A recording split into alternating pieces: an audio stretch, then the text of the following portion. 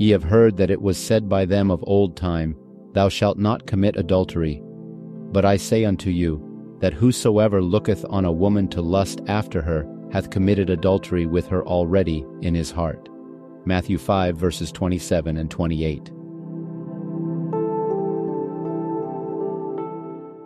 Oke, kita akan mulai kita punya pelajaran bagian kedua yang adalah bagian daripada seri The Never Ending Shadow, dan pelajaran ini berjudul The Scope of the Law. Kita mulai di Matius 5 ayat 17. Tuhan Yesus bilang, jangan pikir bahwa saya datang untuk meniadakan hukum atau membatalkan hukum. Kita sudah tahu bahwa kematian itu yang di-blotted out kan, yang dibinasakan di kayu salib, bukan hukum. Jadi Tuhan Yesus datang bukan untuk meniadakan hukum, tapi Tuhan Yesus datang untuk fulfill hukum. Nah, kata fulfill ini sebenarnya ada katanya di kata ini, yaitu fill dengan full. Artinya mengisi sampai penuh. Nah, konsep mengisi sampai penuh artinya hukum yang banyak orang mengerti sejauh ini enggak sepenuh yang Tuhan Yesus mau tunjukkan dalam kehidupannya. Artinya hukum itu mencakup lebih dari yang banyak orang mengerti. Scope daripada hukum itu jauh lebih luas daripada yang dimengerti orang-orang, khususnya di zaman Tuhan Yesus dari konsep ini. Dan ini pun termasuk di akhir zaman. Jadi bukannya Tuhan Yesus mau meniadakan hukum, malahan Tuhan Yesus mau mengungkapkan lengkapnya hukum yang enggak dengan lengkap dilihat oleh banyak orang. Di Yesaya 42 ayat 21 dikatakan, dia datang untuk magnify the law. Nah, kalau kita lihat kata magnify, itu sama dengan magnifying glass. Jadi tulisan itu selalu ada, dengan ditaruh dia punya kaca pembesar, sesuatu nggak menjadi ada yang tadinya nggak ada. Jadi to magnify itu ialah untuk memperjelas sesuatu yang nggak jelas kelihatan sebelumnya, namun selalu ada. Sama dengan kalau orang pakai teropong bintang atau mau lihat bulan, bulannya selalu ada, nggak pernah berbeda, nggak pernah berubah. Dan waktu dilihat dengan peneropongnya, dia bisa lihat dengan jelas sesuatu yang sebelumnya dia nggak bisa lihat dengan jelas. Tetapi teropong bintang itu tidak membuat menjadi ada sesuatu yang tadinya nggak ada. Jadi Tuhan Yesus mau fulfill the law, artinya dia mau kasih tunjuk cakupan hukum yang selama ini orang nggak bisa lihat. Dia datang bukan untuk membinasakan hukum, dia mau fulfill dan dia mau magnify hukum itu. Jadi untuk magnify hukum itu ialah untuk membuat sesuatu pentingnya berdasarkan kelihatannya lebih jelas, sehingga orang nggak melanggar hukum, sementara dia pikir dia nggak melanggar hukum tapi melanggar hukum. Kalau orang nggak mengerti hukum, bisa saja dia melanggar hukum, tapi dia nggak tahu dia melanggar hukum karena dia nggak mengerti scope daripada hukum itu, dan ada bagian daripada hukum yang dia langgar, tapi dia nggak tahu bahwa itu melanggar hukum. Kita lihat di Spirit of Prophecy Volume 2, dikatakan Tuhan Yesus waktu berikan khotbah di atas bukit, banyak orang-orang dikecewakan dengan mereka punya pengharapan kemuliaan kerajaan yang mau didirikan di bumi. Itu yang mereka harapkan. Karena waktu Tuhan Yesus berbicara, yang mereka harapkan benar-benar enggak termasuk daripada khotbah yang dikhotbahkan di atas bukit. Kita tahu khotbah itu di Matius 5, 6, dan 7. Kita kenal sebagai The Mount of Blessing atau The Sermon on the Mount. Khotbah di atas bukit kan? Tuhan Yesus diawasi atau dimata-matai oleh orang-orang yang siap untuk menunjukkan kesalahannya dalam ajarannya. Dan Tuhan Yesus sangat mengetahui dan menyadari akan hal itu, di mana ada prasangka yang dimiliki oleh orang-orang ini. Dan kita akan lihat apa prasangka mereka. Dan semua yang Tuhan Yesus ungkapkan dalam khotbah di atas bukit itu, nggak ada yang bertentangan dengan keyakinan iman mereka, dan nggak ada yang diucapkan yang menganjurkan bahwa institusi Musa atau yang kita sudah belajar hukum Musa itu ditiadakan. Nggak ada. Jadi mereka mau cari dari perkataan Tuhan Yesus bahwa Tuhan Yesus bilang bahwa nggak penting untuk menurut hukum Musa. Padahal kita tahu dia sendiri, Tuhan Yesus sendiri yang memberikannya kepada Musa kan. Jadi suara yang sama yang declare the moral law dengan ceremonial law itu, kita tahu itu di Sinai kan, yang adalah fondasi daripada orang-orang Yahudi punya kehidupan. Suara itu juga yang memberikan instruksi di bukit waktu dia berikan khotbah di atas bukit. Jadi Tuhan Yesuslah yang di bukit Sinai yang memberikan moral law dengan ceremonial law. Tuhan Yesus yang sama juga yang memberikan instruksi di atas bukit waktu dia khotbah di atas bukit di Matius 5, 6, dan 7. Karena dia sangat reverence atau respect, dia punya hukum dan dia punya nabi-nabi, the law and the prophets, kita tahu Musa adalah salah satu prophets-nya kan. Dia mau mengklarifikasi kesalahpahaman daripada orang-orang Yahudi ini. Dia ingin orang-orang Yahudi bukan hanya memelihara hukum, tapi juga menghidupkan prinsip-prinsip hukum itu dan ajaran-ajaran yang dia instruksikan melalui nabi-nabi. Jadi sementara mereka mau cari kesalahan di dalam Tuhan Yesus untuk menuduh dia bahwa dia menolak hukum Musa, Tuhan Yesus malahan mau mengklarifikasi, mau menunjukkan bahwa penting sekali untuk menghidupkan prinsip-prinsip hukum Musa. Jadi tentu saja mereka nggak akan pernah dapat kesalahan di dalam Tuhan Yesus, karena yang mau dicari nggak akan ditemukan kalau Tuhan Yesus malahan mau magnify 10 hukum dengan memberikan hukum Musa. Nanti kita lihat apa khotbah di atas bukit yang menunjukkan bahwa Tuhan Yesus setuju dengan hukum Musa. Mulai dari Musa dan semua para nabi, dia menjelaskan di dalam firman Tuhan, di dalam Alkitab, dan untuk mereka di Perjanjian Lama, semua mengenai dirinya. Artinya semua nabi di Alkitab, dari Musa sampai Maliaki, semua bicara tentang Tuhan Yesus. Jadi bagaimana Tuhan Yesus mau meniadakan dia punya tulisan nabi-nabi ini, kalau tulisan mereka itu sebenarnya membicarakan tentang Tuhan Yesus. Lalu ayat 44 dia katakan, semuanya harus digenapi yang tertulis di hukum Musa dan di para nabi dan di Mazmur, semua mengenai aku, katanya. Jadi hukum Musa itu malahan membuat jelas 10 hukum dan semua itu menunjukkan kepada Tuhan Yesus. Jadi untuk Tuhan Yesus meniadakan hukum Musa ialah untuk meniadakan ajaran yang menjelaskan tentang misi Tuhan Yesus datang ke bumi ini. Itu sebabnya orang-orang ini nggak akan pernah temukan kesalahan dalam hal ini. Mereka nggak ngerti aja bahwa hukum Musa itu sebenarnya membicarakan atau menunjuk kepada Tuhan Yesus. Lalu Tuhan Yesus membuka mereka punya pengertian. Artinya dengan Tuhan Yesus menjelaskan kepada mereka hukum Musa dan Jeremia, Yesaya, dan semua itu yang kita baca kemarin, itu malahan membuka mereka punya pengertian mengenai hal-hal yang menunjukkan tentang dirinya di dalam Alkitab. Dan kalau mereka punya pikiran terbuka, artinya mereka punya pikiran atau mata rohani buta terhadap Tuhan Yesus, karena mereka nggak bisa mengerti pelajaran-pelajaran atau tulisan-tulisan Musa dan nabi-nabi yang lain yang menunjukkan kepada Tuhan Yesus. Jadi untuk meniadakan hukum Musa, yang kita tahu adalah hukumnya Tuhan, yang semua itu sebenarnya menunjuk kepada Tuhan Yesus, kalau saya tiadakan itu, saya akan kehilangan atau menjadi buta pengertian saya akan Tuhan Yesus juru selamat saya. Sistem bayang-bayang korban dan persembahan di-establish melalui perayaan-perayaan ini agar orang berdosa bisa mengerti atau melihat atau pikirannya terbuka akan korban yang besar ini, yang sangat penting ini, atau Kristus. Jadi ini sistem sacrifice dengan offering ini yang kita tahu adalah ceremonial law, ini untuk menunjukkan kepada Tuhan Yesus. Ini untuk menunjuk kepada Tuhan Yesus yang adalah the great offering.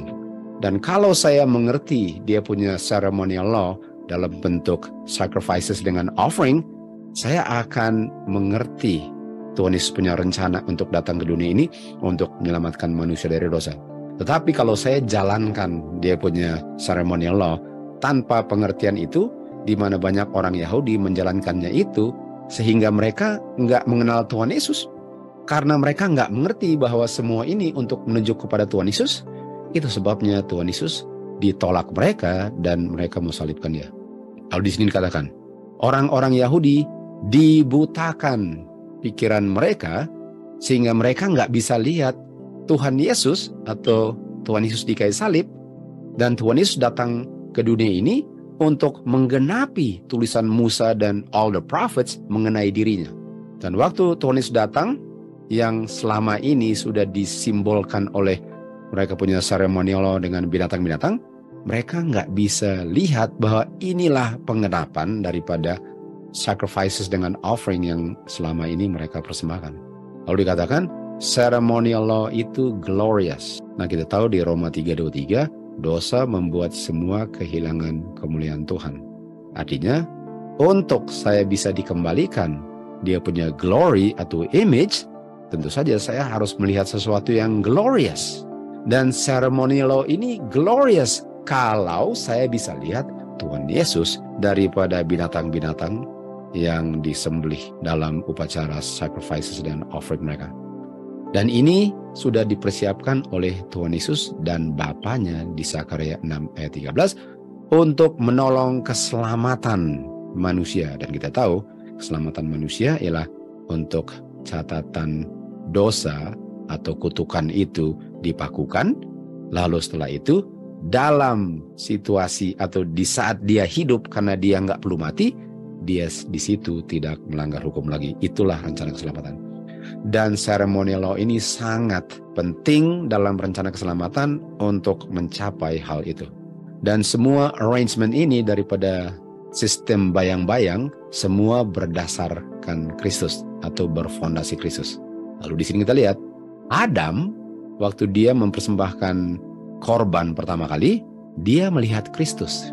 Dia discern Kristus.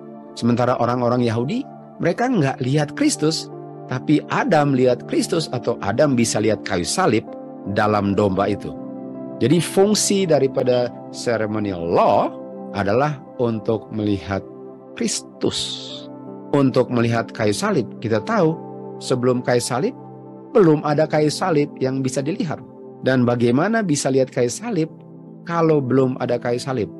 Artinya ceremonial law ini diadakan supaya orang sudah bisa lihat kayu salib sebelum Tuhan Yesus mati di kayu salib. Dan fungsi daripada ceremonial law ialah untuk lihat kayu salib, bukan hanya lihat domba yang disembelih. Orang-orang Yahudi hanya lihat domba disembelih tanpa lihat kayu salib. Adam lihat kayu salib melalui ceremonial law-nya. Jadi yang paling penting daripada ceremonial law ialah lihat sesuatu yang nggak bisa kelihatan, tapi bisa kelihatan melalui ceremonial law. Itu pentingnya daripada ceremonial law. Waktu Adam sesuai dengan instruksi yang diberikan Tuhan kepada dia, membuat persembahan untuk dosa, dengan menderita, dia harus melakukan dia punya seremoni. Tangannya yang diangkat untuk mengambil nyawa domba, yang hanya Tuhan bisa berikan nyawa itu, dan dia harus memberikan persembahan domba itu dengan membunuh domba. Untuk pertama kalinya dia menyaksikan kematian. Waktu dia melihat korban yang berdarah, dia dipenuhi dengan rasa menderita waktu lihat kematian. Bukankah ini harusnya yang dirasakan setiap orang waktu menjalankan ceremonial law sebelum kayu salib? Dan dia tujuannya ialah untuk melalui iman look forward kepada the Son of God yang selama ini dilambangkan oleh binatang-binatang yang disembelih yang akan mati menjadi korban manusia. Itu fungsi daripada ceremonial law, untuk terima benefit Tuhan Yesus di kayu salib sebelum kayu salib. Kita lanjut ke paragraf berikutnya, katakan ceremonial offering yang diordain oleh God adalah satu upacara untuk membuat kita selalu ingat, atau untuk Adam selalu ingat akan dia punya kesalahan, dan selalu dalam sikap bertobat dan menyesali dan acknowledge dia punya dosa. Artinya untuk lihat kayu salib itu untuk ingat bahwa saya yang menyebabkan Tuhan Yesus di situ, dan saya perlu dalam sikap bertobat terus dan mengakui bahwa sayalah yang memakukan Tuhan Yesus di situ. Itu fungsinya untuk melihat kayu salib. Dan untuk orang-orang sebelum kayu salib, mereka bisa lihat itu dengan iman melalui ceremonial law. Dan ini act untuk mengambil nyawa daripada binatang, memberikan Adam satu pengertian yang lebih sempurna, yang lebih dalam akan dosanya. Itu yang kita harus lihat waktu kita lihat kayu salib. Tapi kita masih bicara tentang sebelum kayu salib. Dia terkagum akan kebaikan yang tidak ada batasnya dan kasih Bapa yang tidak bisa ditandingi. Kita tahu di 1 Yohanes 4 ayat 19 dikatakan kita mengasihi God setelah kita lihat dia mengasihi kita. Artinya di Yohanes 14:15, if you love me, keep my commandment. Artinya pelihara hukumku kalau kamu mengasihi aku. Tapi kamu mengasihi aku setelah kamu melihat aku mengasihi kamu dengan melihat anakku tergantung di kayu salib sebagai pengungkapan kasih Bapa kepadamu. Ujung-ujungnya keep my commandments, tidak berdosa.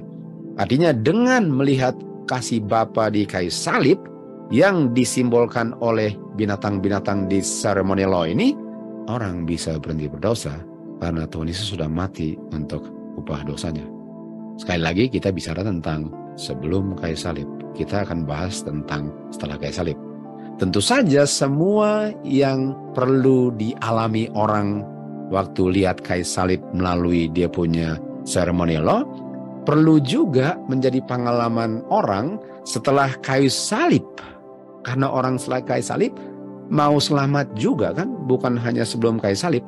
Dan kalau sebelum kayu salib perlu lihat kayu salib melalui simbol, orang setelah kayu salib yang nggak lihat kayu salib juga perlu lihat kayu salib melalui simbolnya dan mengalami hal yang sama. Namun di dalam sacrificial offering ini yang menunjuk kepada the great and perfect offering of God's dear Son, yang menunjuk kepada korban yang sempurna daripada anak Bapa, di situ muncul pengharapan yang menerangi masa depan yang mengerikan dan gelap. Artinya, hanya dengan melihat kayu salib, kegelapan daripada hasil dosa itu yang adalah maut bisa lenyap dengan diterangi terang pengharapan Injil. Artinya penting sekali untuk melihat kasih Bapa di kayu salib untuk orang yang hidup sebelum kayu salib dan hidup setelah kayu salib melalui simbolnya masing-masing yang mengungkapkan kayu salib. Musa membuat ular dari tembaga dan dia taruh di atas kayu kan. Dan tibalah waktunya setiap orang yang digigit ular, waktu dia lihat, dan lihat ini melambangkan kayu salib pun, waktu dia lihat dia punya kayu salib, dia akan hidup. Artinya semua orang yang lihat ke kayu salib akan hidup.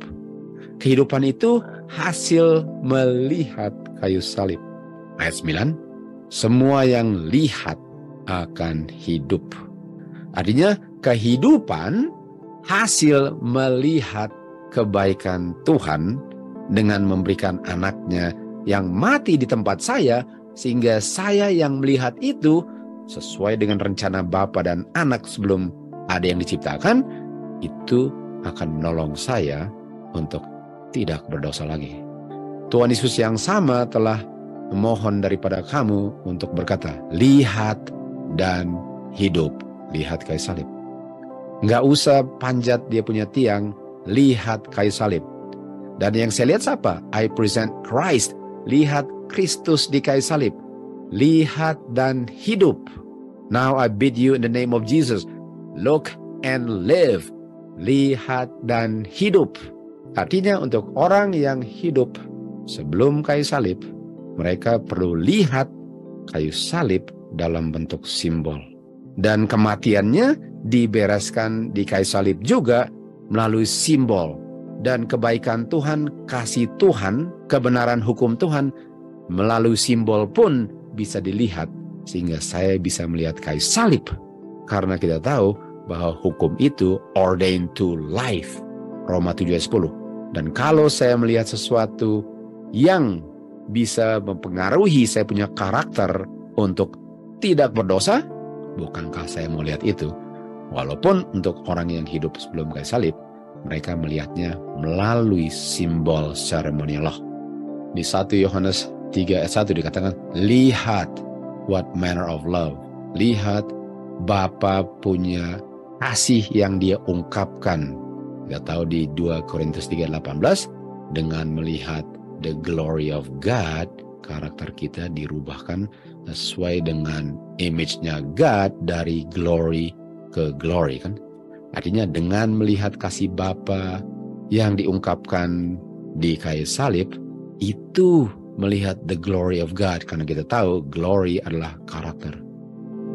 We all, with open face beholding as in a glass the glory of the Lord, are changed into the same image from glory to glory, from character to character, even as by the Spirit of the Lord.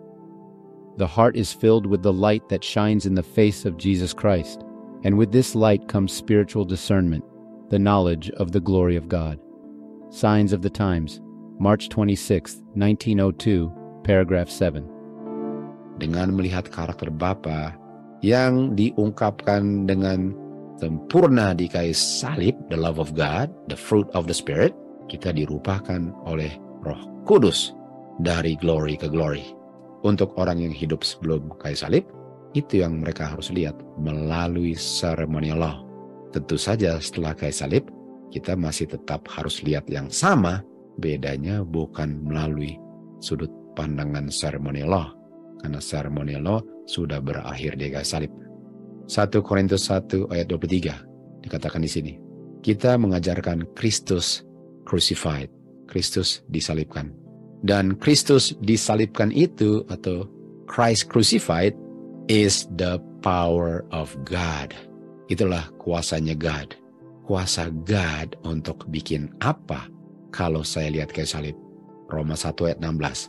Christ crucified, kayu salib, karakter Bapa diungkapkan anaknya khususnya di kayu salib adalah kuasa God yang sanggup menyelamatkan. Artinya Injil saya bisa lihat di kayu salib. Karena Injil itu adalah kuasanya God yang sanggup menyelamatkan orang dari dosanya, dari pelanggaran hukumnya. Kita sudah belajar, pelajaran pertama, kematian itu hasil melanggar the law of Moses, dengan dia punya statutes, dengan dia punya judgment, yang adalah the law of God. Jadi saya bisa lihat, gara-gara the law of God, the law of Moses, statutes dengan judgment dilanggar, upahnya dibayar Tuhan Yesus. Bukankah itu the goodness of God, the love of God? Dan bukankah Roma 2 ayat 4, the goodness of God itu yang saya lihat di kayu salib, menuntun orang untuk bertobat dan tidak mau melakukannya lagi. Kayu salib is the gospel of Christ, glorious, the power of God, Christ crucified. Itu yang orang sebelum kayu salib harus lihat melalui dia punya simbol, sacrifices dengan offering, yang melambangkan kematian. Mereka lihat itu. Paling kurang mereka harus lihat itu kalau mereka mau diselamatkan. Yang tadi kita lihat, orang-orang Yahudi, mereka pikir penting sekali untuk bunuh domba, tapi nggak pernah lihat kayu salibnya. Sementara Adam melihat kayu salib melalui dia punya ceremonial law, atau dia punya sacrifices and offering. Kita sudah belajar juga bahwa orang yang terkutuk adalah orang yang tidak menurut the book of the law. Dan the book of the law itulah hukum Musa, dan semua para nabi yang Tuhan Yesus bilang kepada dua orang ke Emmaus itu, beginning with Moses and all the prophets, terkutuklah orang yang tidak melakukan the book of the law dan doeth them. Dan hasil kutukan itu lah yang dipakukan ke kayu salib, bukan hukum itu yang dipakukan ke kayu salib yang kita belajar di pelajaran pertama. Galati 3:13, di kayu salib saya lihat saya punya kematian dipakukan ke situ, sehingga kematianlah yang berakhir. Kita tahu seremonial itu terdiri dari kematian, tetapi jangan hanya lihat kematiannya saja, karena dengan ceremonial law saya lihat kehidupan. Kematiannya yang dipakukan, bukan dia punya kehidupan. Sementara Roma 7:10, the law of God termasuk the law of Moses, statutes and judgment, itu ordained to life. Life tidak dipakukan. Yang dipakukan adalah kutukan.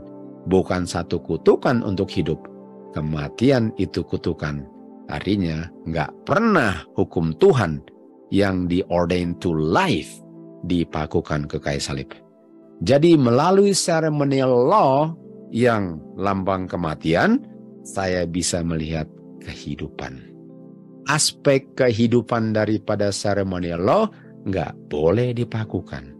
Yang dipakukan ialah yang bicara tentang kematian. Itu akan kita belajar lebih detail lagi di pelajaran-pelajaran selanjutnya.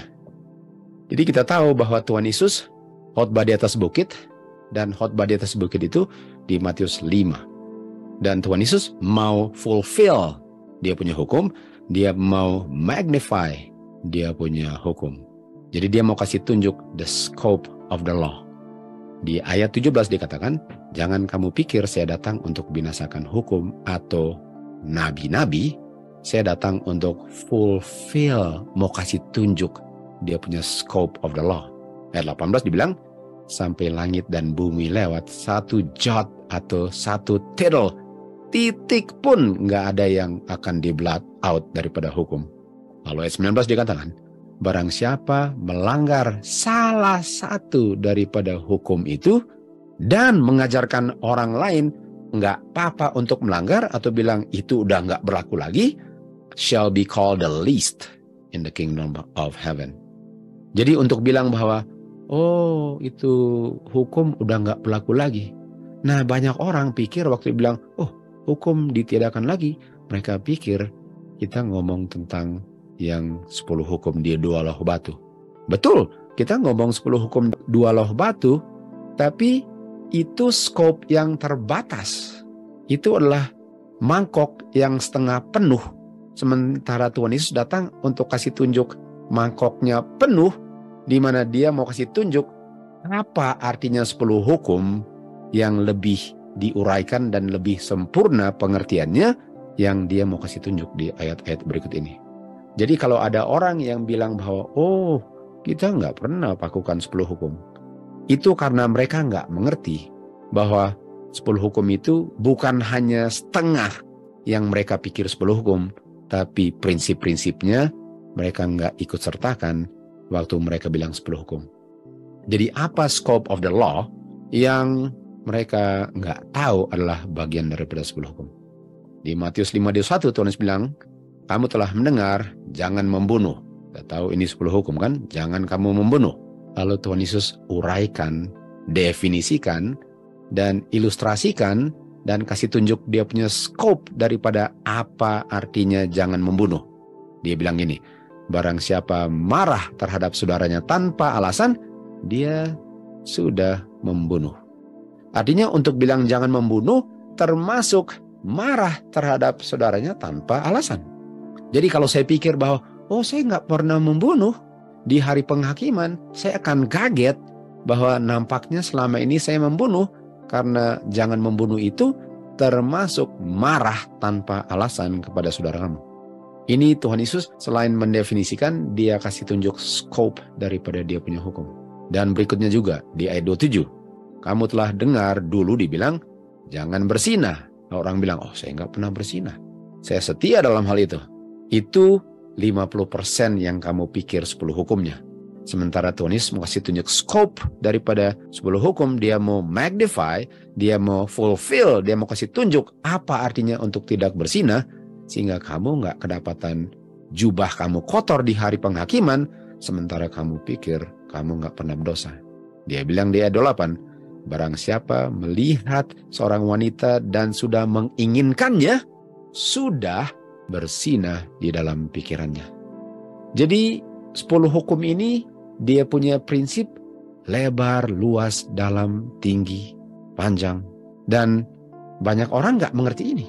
Banyak orang nggak mengerti, padahal ini adalah bagian daripada 10 hukum, walaupun nggak ditulis dengan terperinci di 10 hukum di 2 loh batu itu. Tetapi prinsip-prinsipnya ditulisnya di hukum Musa. Jadi hukum Musa nggak bisa ditiadakan. Kalau hukum Musa ini memberikan ilustrasi, menjelaskan dengan jelas, dan menunjukkan skop daripada 10 hukum.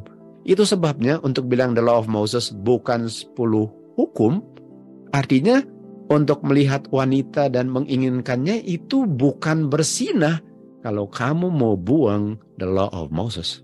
Dan kalau law of Moses ditiadakan tapi saya terima 10 hukum, artinya nggak apa-apa untuk marah tanpa alasan, karena itu bukan membunuh kalau the law of Moses status dengan dia punya judgment dibuang. Orang-orang Farisi datang kepada Tuhan Yesus, guru, mereka bilang, wanita ini kedapatan berzinah sedang melakukan perzinahannya waktu kita tangkap dia basah-basah. Tunggu, tadi kita sudah belajar kan, bahwa perzinahan itu nggak perlu sedang kedapatan berzinah, di dalam pikirannya pun dia sudah berzinah. Tapi mereka bilang apa? Oh, dia sedang ketangkap basah. Lalu mereka bilang apa? Sesuai dengan hukum Musa, wanita ini harus dilempari batu. Nah, apakah mereka nggak pernah berzinah dengan dalam pikiran mereka? Berzinahnya, apakah mereka nggak pernah membunuh? Sementara mereka benci Tuhan Yesus tanpa alasan? Kita tahu ceritanya, mereka semua pulang kan? Jadi mereka mau memancing Tuhan Yesus untuk kasih tunjuk bahwa Tuhan Yesus meniadakan hukum Musa. Padahal Tuhan Yesus mau uraikan, mau jelaskan, mau kasih tunjuk ilustrasinya, dan mau magnify dengan fulfill 10 hukum dengan menjelaskan kepada mereka. Dan cara menjelaskannya ialah untuk menjelaskannya melalui hukum Musa yang sudah diberikan kepada Musa dan semua nabi-nabi. Di Lukas 17, kita tahu ada 10 orang kusta. Lalu Tuhan Yesus bilang kepada 10-10-nya, pergi tunjukkan dirimu kepada imam-imam. Karena harus imamlah yang memeriksa kamu sebelum kamu dinyatakan bersih. Lalu kita lihat di Desire of Ages, dengan mengirim orang-orang kusta ini yang sudah disembuhkan dalam perjalanannya untuk pergi ke imam-imam, dia memberikan kesaksian yang akan padamkan prasangka mereka bahwa dia tolak hukum Musa. Orang-orang Farisi telah membuat satu kesimpulan bahwa ajaran Kristus menentang hukum yang God berikan melalui Musa. Padahal siapa yang kasih kepada Musa? Tuhan Yesus. Dan dia punya instruksi kepada orang-orang kusta yang dibersihkan ini untuk mempersembahkan mereka punya persembahan atau diri mereka kepada imam-imam besar ini untuk dibuktikan sudah bersih. Itu sesuai dengan hukum Musa. Jadi Tuhan Yesus tidak meniadakan hukum. Ini yang Tuhan Yesus bilang, saya datang bukan untuk tiadakan hukum dengan prophet. Saya malahan menunjangnya. Saya malahan fulfill. Saya malahan magnify. Dengan saya kirim mereka ke imam-imam, itu hukum Musa. Itu yang saya berikan kepada Musa. Semua yang dibuat itu untuk menunjukkan supaya manusia mengerti apa artinya melanggar hukum, sehingga manusia nggak perlu melanggar hukum. Sementara sebelum itu, mereka pikir mereka nggak melanggar hukum, sementara mereka sedang melanggar hukum, sehingga kematian Tuhan Yesus di kayu salib nggak ada gunanya bagi mereka. Karena umat Tuhan yang keluar dari Mesir selalu melanggar hukum Tuhan, kita tahu. Kalau melanggar hukum Tuhan, artinya mereka nggak mengerti dia punya scope of the law kan. Mereka pikir mereka nggak bersinah, padahal mereka selalu bersinah. Mungkin mereka pikir mereka nggak membunuh, padahal mereka sedang membunuh dalam pikiran mereka. Karena mereka melanggar hukum Tuhan terus, hukum moral itu diulang kembali waktu diberikan di Sinai. Tapi nggak cukup untuk berikan 10 hukum yang mereka nggak mengerti kan. Lalu Kristus berikan kepada Musa prinsip-prinsip keagamaan yang akan govern mereka punya kehidupan. Govern artinya menunjukkan mana yang benar dan mana yang salah. Dan apa yang Kristus berikan kepada Musa untuk bisa mengilustrasikan dengan jelas the scope daripada 10 hukum, namanya statutes. Ini hukum Musa. Hukum Musa di Maleakhi 4 ayat 4 adalah apa? Remember ye the law of Moses with the statutes and judgments. Jadi Kristus berikan statutes kepada umat Israel melalui Musa agar mereka tidak melanggar 10 hukum. Karena yang kita baca tadi di Sermon on the Mount, bahwa mereka pikir mereka nggak berdosa, sementara mereka berdosa.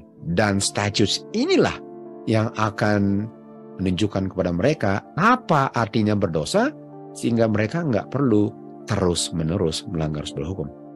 Kalau dikatakan, statutes ini atau law of Moses dengan dia punya statutes dengan judgment, bukan bayang-bayang yang berakhir di kayu salib dan dipakukan ke kayu salib. Bukan.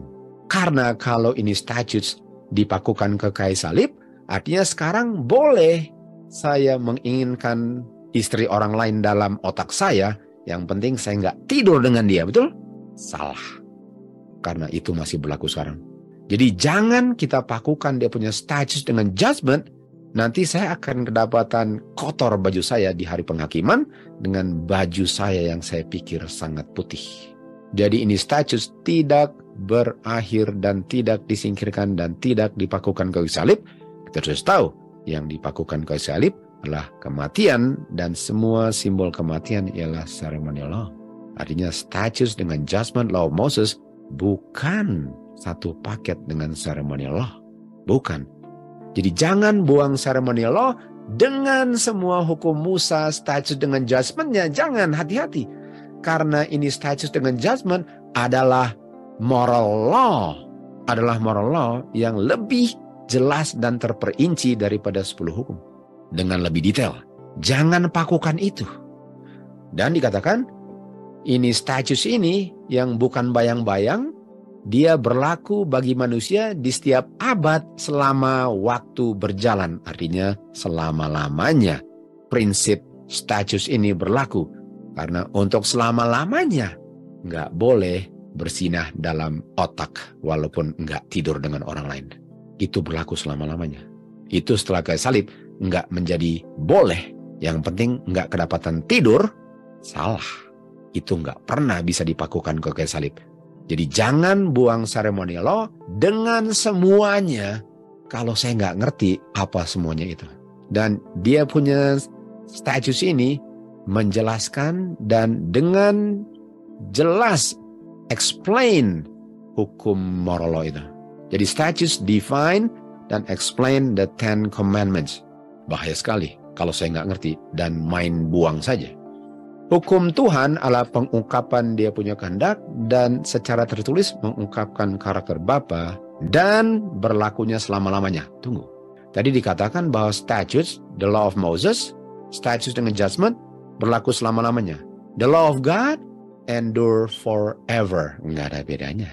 Jangan pakukan ke kayu salib. Jadi kalau orang bilang, oh kamu sudah pakukan 10 hukum ke kayu salib. Oh, saya masih percaya 10-10-nya.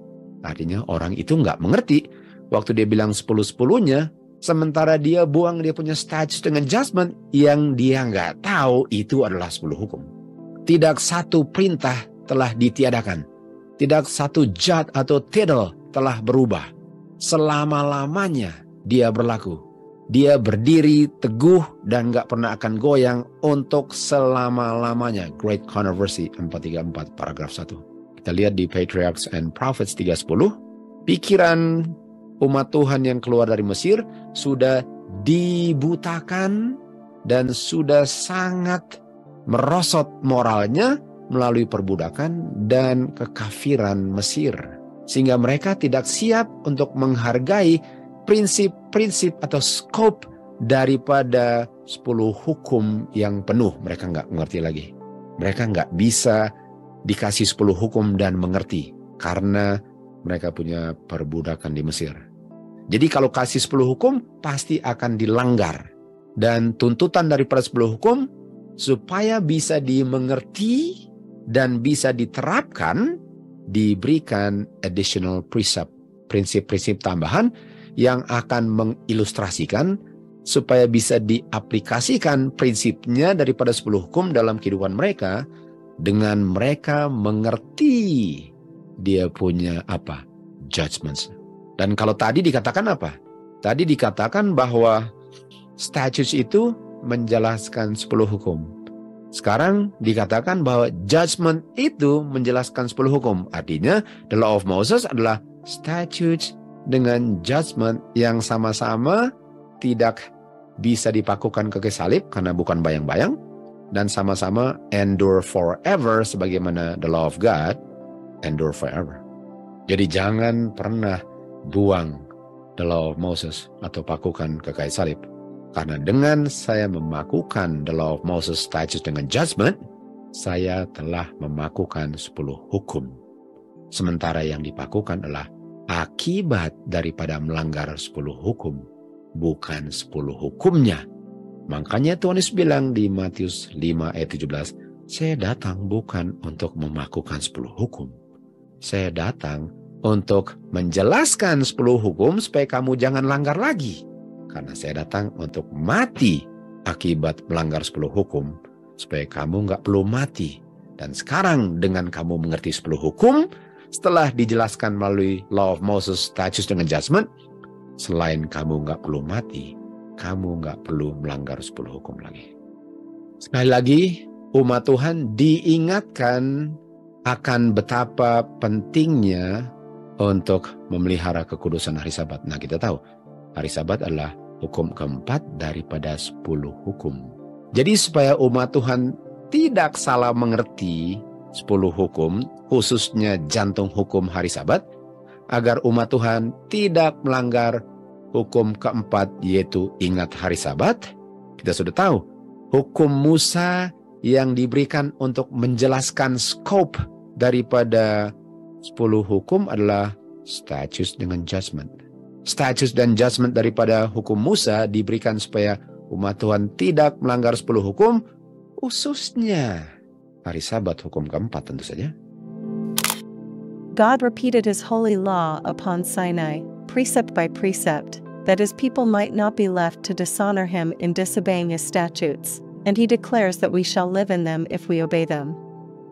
Yet the Christian world claims that Christ died upon Calvary's cross to abolish the law of God. We have the types and the shadows in the ceremonial laws, and these were to last until they should meet the reality. There is no shadow in the precepts of the Decalogue. The 10 Commandments are not a type. God gave his law, and in the 4th precept of the Decalogue is his Sabbath, the very day on which we have turned aside from worldly business in order to observe it as a memorial of the creation of the heaven and the earth. And just as long as heaven and earth shall remain, just so long will this law be binding upon those who are living upon the earth. The instruction which Moses gave to the children of Israel concerning the statutes and the precepts of God did not originate with Moses, but with the God of heaven. Review and Herald, July 15, 1890, paragraph 5. In consequence of continual transgression, the moral law was repeated in awful grandeur from Sinai. Christ gave to Moses religious precepts, which were to govern the everyday life. These statutes were explicitly given to guard the 10 Commandments. They were not shadowy types to pass away with the death of Christ. They were to be binding upon man in every age as long as time should last. These commands were enforced by the power of the moral law, and they clearly and definitely explained that law. Review and Herald, May 6, 1875, paragraph 10. Apa yang Tuhan appoint untuk diberikan kepada umat Israel dan semua umat Tuhan dan semua orang di dunia ini, agar mereka tidak salah mengerti 10 hukum, khususnya hari Sabat, sementara mereka pikir mereka menurut padahal melanggar? Apa yang Tuhan berikan yang adalah bagian daripada law of Moses, statutes dengan judgment? Jawabannya yearly feast. Tuhan berikan melalui Musa yearly feast. Feast tahunan, kita tahu feast tahunan yang mulainya dengan Passover, berakhirnya dengan Feast of Tabernacle. Itu diberikan agar umat Tuhan ingat hari Sabat. Jadi pertanyaan saya, bisakah feast dipakukan ke kayu salib kalau feast itu mengingatkan kita akan 10 hukum, khususnya hari Sabat yang jangan dilanggar? Kalau feast itu adalah cara Tuhan untuk mengerti kekudusan hari Sabat, sebagaimana 10 hukum itu jangan dilanggar karena diberikan statute dengan judgment, feast itu untuk saya tidak melanggar hari Sabat karena saya mengerti artinya hari Sabat melalui feast. Bisakah feast dipakukan ke kayu salib? Bisakah feast itu dibuang sama-sama dengan ceremonial law? Jawaban kita semua bisa setuju, tidak. Dan umat Tuhan diperintahkan untuk assemble, untuk gather together waktu feast dilakukan, karena dalam acara feast inilah Tuhan mau mengajar kita betapa pentingnya untuk menurut 10 hukum, prinsip-prinsipnya, khususnya hari Sabat. Dan mereka diperintahkan untuk bawa persembahan terima kasih. Kita akan belajar di pelajaran berikut apa artinya memberikan persembahan syukur. Dan semua ini, yearly feast ini, diberikan untuk the good of Israel, untuk kebaikan Israel. Bisakah sesuatu yang baik untuk Israel ditiadakan, dipakukan di kayu salib? Bisakah sesuatu yang menjelaskan the scope daripada hari Sabat dipakukan ke kayu salib? Jawabannya tidak bisa. Artinya yearly feast adalah bagian daripada law of Moses, bagian daripada statutes yang adalah the law of God. Untuk memakukan feast ke kayu salib sama dengan memakukan the law of God ke kayu salib. Feast tahunan diberikan untuk mengingatkan umat Tuhan kudusnya hari Sabat. Prinsip-prinsip daripada the moral law didefinisikan dan diilustrasikan di dalam dia punya statutes. Kita tahu statutes itu bukan bayang-bayang dan berlaku selama-lamanya. Kita lanjut di Patriarchs Prophets paragraf berikutnya. Hukum-hukum ini, dia punya hukum apa? Dia punya statutes dengan judgment, termasuk dia punya yearly feast, dicatat oleh Musa dan disimpan sebagai fondasi hukum negara dan disimpannya bersama-sama dengan 10 hukum, di mana 10 hukum itu diilustrasikan oleh hukum Musa. Dan syaratnya untuk menerima janji kepada Israel, yaitu masuk tanah perjanjian, bukan di Timur Tengah, tapi di dunia baru setelah 1000 tahun, syaratnya ialah kalau kamu melakukan 10 hukum, termasuk dia punya law of Moses, yang terdiri dari statutes dan judgment, yang kalau diuraikan lagi adalah feast keeping. Jangan melakukan feast keeping kalau itu diberikan for the good of God's people. Jadi kita lihat di sini bahwa law of Moses ini, Moses law itu menjelaskan moral law. Dan Moses law ini prinsip mengilustrasikan, mendefinisikan, menjelaskan moral law. Dan ini berlaku selama-lamanya, hijau ini. Sementara setelah dosa masuk, waktu Adam dan Hawa di Eden, dan Adam harus sembelih domba pertama, itu ceremonial law. Gara-gara dosa masuk ceremonial law, dan ceremonial law ini tujuannya untuk orang melihat kayu salib yang melambangkan kematian Tuhan Yesus dan the love of God sehingga mereka hidup. Dan ceremonial law ini adalah bayang-bayang sampai kayu salib. Nggak perlu dilakukan lagi karena kematian yang sebenarnya sudah menggantikan kematian simbol. Bukan berarti dengan ceremonial law sudah berakhir, saya nggak perlu lihat kayu salib lagi. Karena untuk melihat kayu salib itu adalah rencana keselamatan. Bukan hanya untuk orang sebelum kayu salib, tetapi untuk orang setelah kayu salib juga. Jadi kalau ceremonial law atau binatang sudah ditiadakan, bagaimana saya bisa melihat kayu salib kalau saya hidupnya setelah kayu salib? Itu pelajaran berikut. Ada cara simbol yang Tuhan berikan agar saya tetap lihat kayu salib tanpa harus bunuh domba.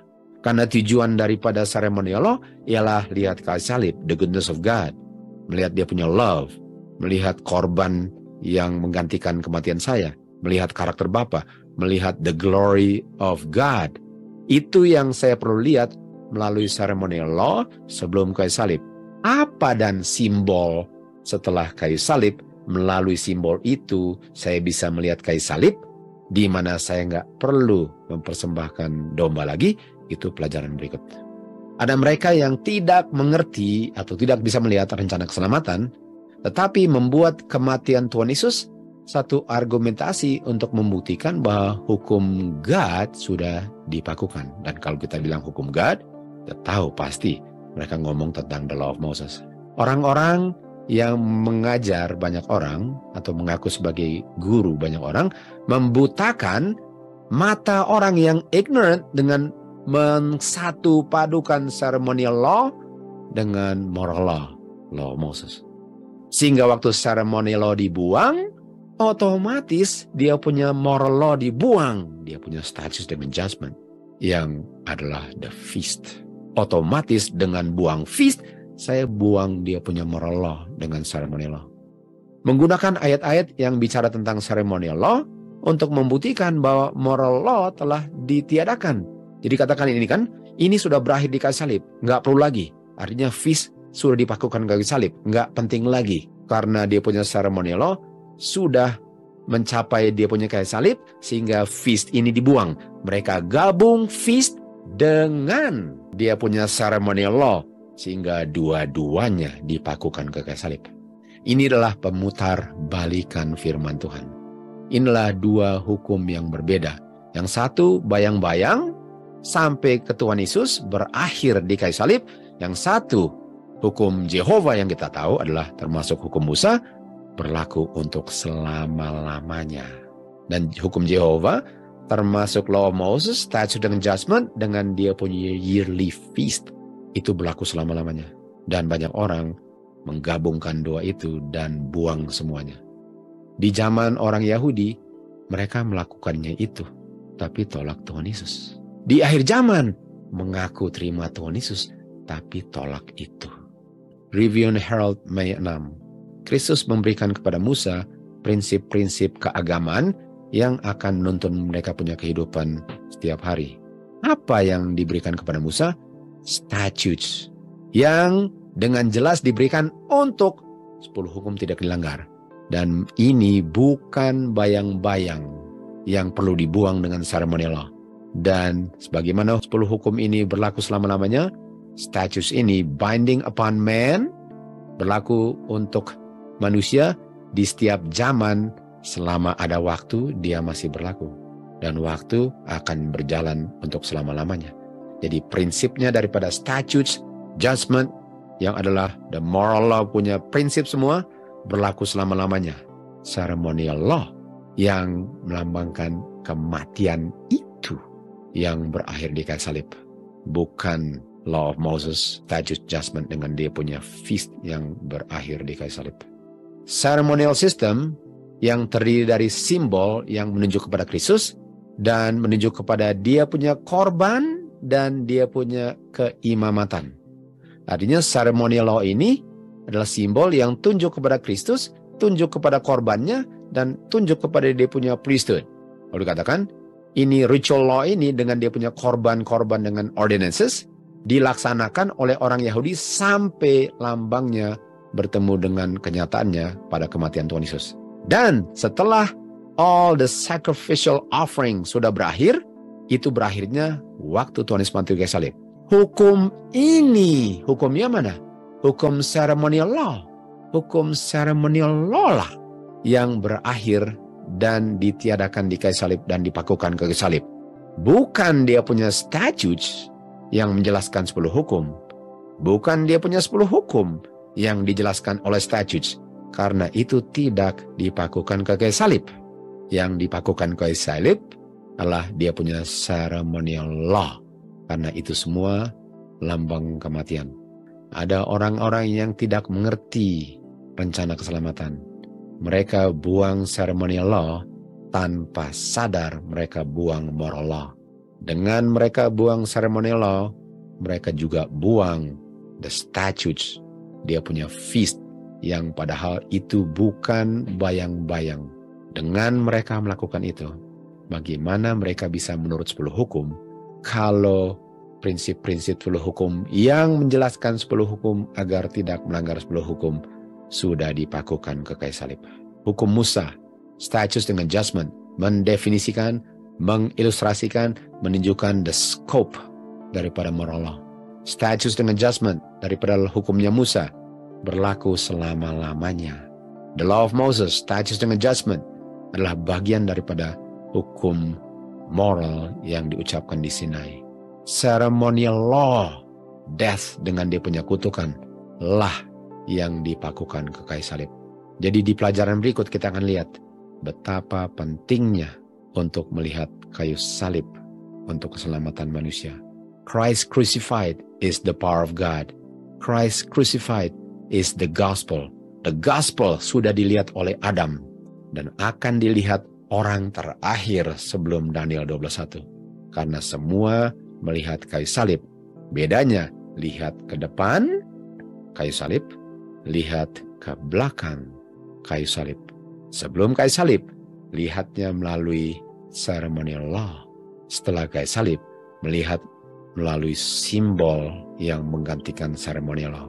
Apa simbol itu yang Kristus institusikan agar kita tetap lihat kayu salib walaupun sudah di lampaunya kita? Itu adalah bagian pelajaran kita ketiga. Semoga kita semua sudah bisa terbuka mata kita untuk benar-benar mempersiapkan diri karena krisis yang sangat besar sudah mau melanda dunia ini. Karakter Kristus lah yang bisa tembus time of trouble tanpa cacat. To God be glory.